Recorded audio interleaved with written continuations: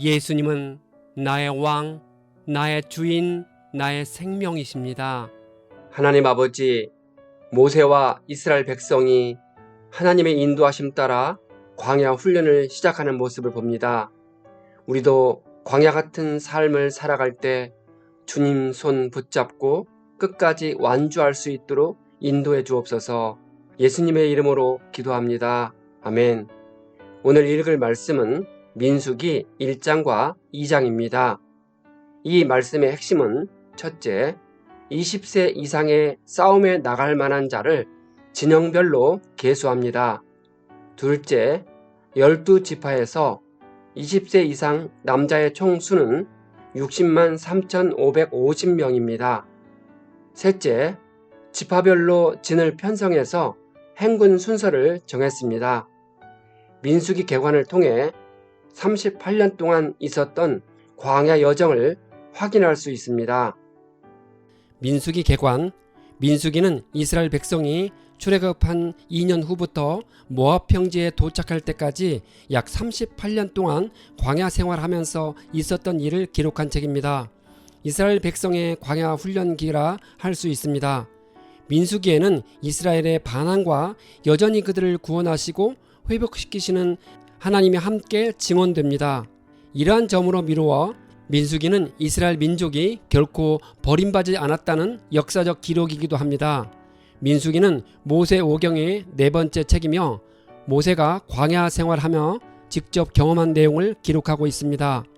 민수기의 상당 부분은 죄와 심판으로 이루어져 있습니다. 광야에서 이스라엘은 끊임없이 하나님께 반항하고 모세에게 저항했으며 그때마다 벌을 받아야만 했습니다. 하나님은 1세대를 용서하지 않으셨고 그들은 버림받았습니다. 광야 생활은 1세대에서 2세대로의 전환하는 희망을 뜻하며 이스라엘을 향한 하나님의 복은 성취된다는 중요한 진리를 내포합니다. 이러한 사실은 이스라엘이 하나님의 말씀을 들어야 하는 이유를 일깨워주며 이는 곧바로 신명기의 주제로 이어집니다. 1장과 26장에 기록된 사건은 모두 전쟁에 나갈 수 있는 인구를 조사하는 내용입니다. 여기서 1장의 첫 번째 인구조사는 이집트를 떠난 남자들의 수를 세며 26장의 두 번째 인구조사는 이제 성인이 된 출애굽 세대의 후손인 2세대를 계수한 것입니다. 이들을 기점으로 1장에서 25장까지는 1세대에 대한 이야기, 26장부터 31장까지는 2세대에 대한 이야기가 펼쳐집니다. 12정탐꾼 사건에서 이스라엘은 가나안 땅을 점령할 수 없다고 믿었으며 이와 같은 하나님에 대한 불신은 파국을 불러왔습니다. 하나님은 1세대 전부가 광야에서 죽을 것이라고 선언하셨습니다. 하지만 2세대가 가나안 땅을 차지하게 될 것임을 선포하십니다. 또 이러한 상황에서도 하나님은 광야에서 자신의 백성과 함께 하시며 이스라엘을 저주하려는 모압 왕과 발람을 꺾으셨습니다. 26장에서 두 번째 인구조사를 기점으로 2세대는 전쟁에 대한 승리와 가나안 땅에 들어갈 모든 차비를 마쳤습니다. 그들은 마침내 여리고 맞은편 모압 평지에 도착하는 것으로 민수기는 끝이 납니다. 1장. 이스라엘은 이집트 생활 430년 만인 주전 1445년경 1월 15일에 마침내 출애굽의 날을 맞이할 수 있었습니다. 이스라엘 자손이 이집트 땅에서 나온 후 2년 2월 1일에 여호와께서 시내 광야 회막에서 모세에게 말씀하셨습니다. 따라서 이때는 이스라엘 백성이 이집트를 나온 지 1년 15일이 지났으며 성막이 완성된 후 한 달이 지난 때이고 시내산을 출발하기 20일 전입니다.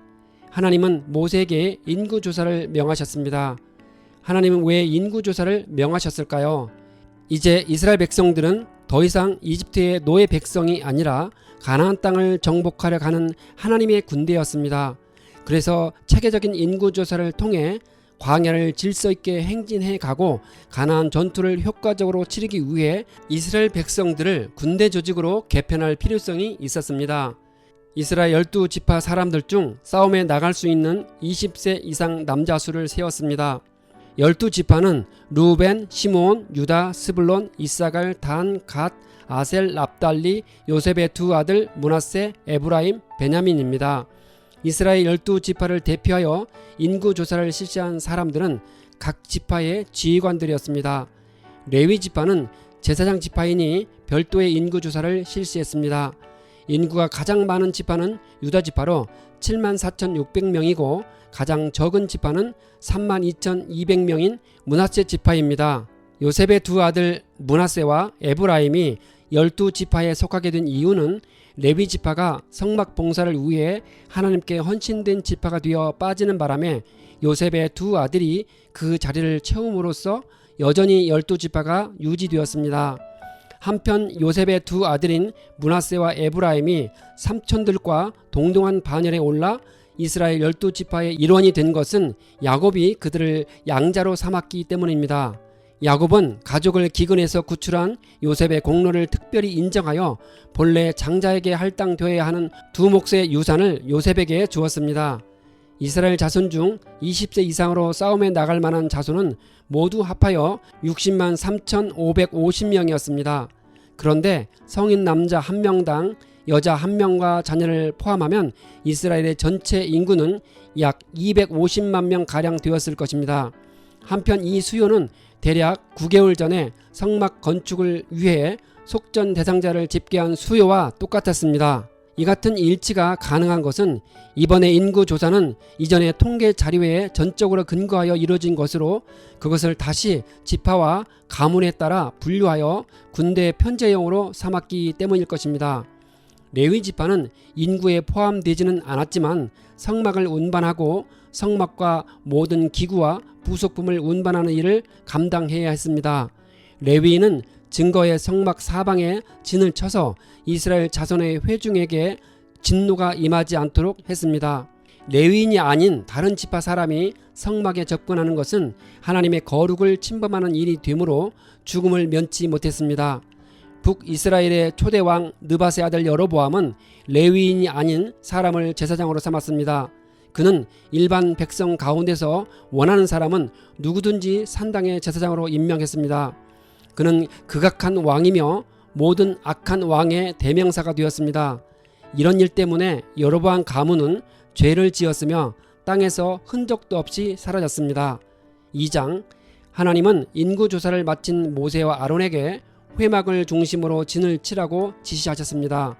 제1편대는 유다, 이사갈, 스불론 지파로 18만 6,400명이었습니다. 제2편대는 루벤, 시몬, 갓 지파로 15만 1,450명이었습니다. 제3편대는 에브라임, 므낫세, 베냐민 지파로 10만 8,100명이었습니다. 제4편대는 단, 아셀, 납달리 지파로 15만 7,600명이었습니다. 행진할 때와 진을 칠 때의 회막은 언제나 중앙에 위치했습니다. 유다 진기와 루벤 진기가 회막 앞에서 에브라임 진기와 단 진기가 회막 뒤에서 행진함으로써 회막을 보호했습니다. 유다 진영이 가장 먼저 언급되는 이유는 유다가 야곱의 넷째 아들이지만 형제들 중 지도자적인 지위를 가졌기 때문입니다. 야곱과 아들들이 이집트로 이동하는 과정에서 유다는 요셉에게 감동을 주고 앞장을 서서 책임을 지는 역할을 감당했습니다. 온 인류의 죄를 감당하신 예수님은 유다 지파의 후손으로 오셨습니다. 이스라엘 12지파가 이동하다가 멈출 때는 회막을 중심으로 사면의 진을 쳐서 그것을 보호했습니다.